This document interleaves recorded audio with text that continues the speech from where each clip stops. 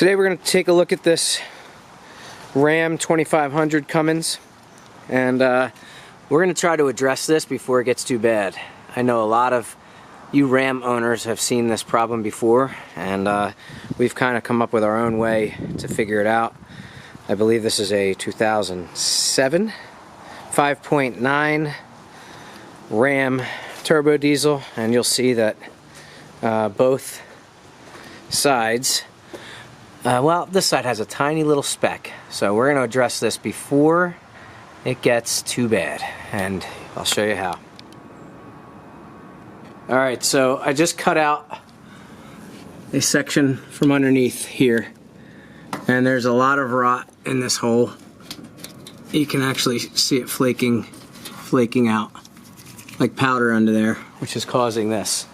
So this is our status right now. Wheels off, and we used a little grinder, and we're gonna continue from there. Alright, so we have gone ahead and cut off basically this whole lip here, and this is what's built up underneath, and we're gonna go ahead and clean all that up with wire brushes, and then we'll hit it with our Eastwood's encapsulator. These are the two pieces that were cut out of there, and again, use that grinding wheel. Alright, at this point I've sanded it down to bare metal, and it's pretty smooth. There are a couple little pinholes. See if I can get focused on it. There are a couple little pinholes. I believe one is right there, but not too bad. So we're gonna prime it and paint it, and try to use a rust encapsulator on the inside up here. Alright, it's about 45 degrees out today, so we have this little heater going. Heated up the metal. It's about 80 degrees, and we just did our first swipe of primer.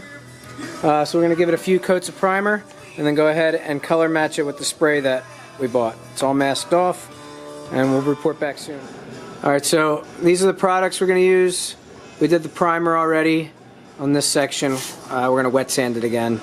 And then that custom is the color match paint to the truck, and then the Eastwood's internal frame coating is what's going to go on the back of the fender back to here.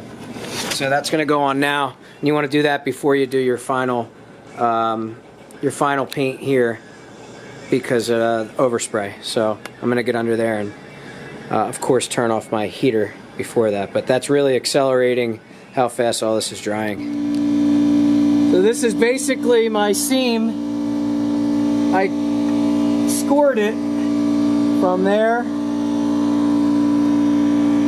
to there. Score it with the Harbor Freight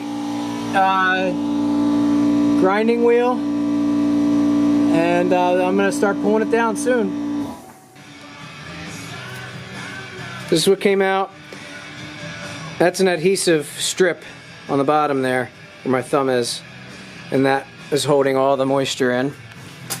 And then if you see up in here, I can literally just pulling down. It's all moist.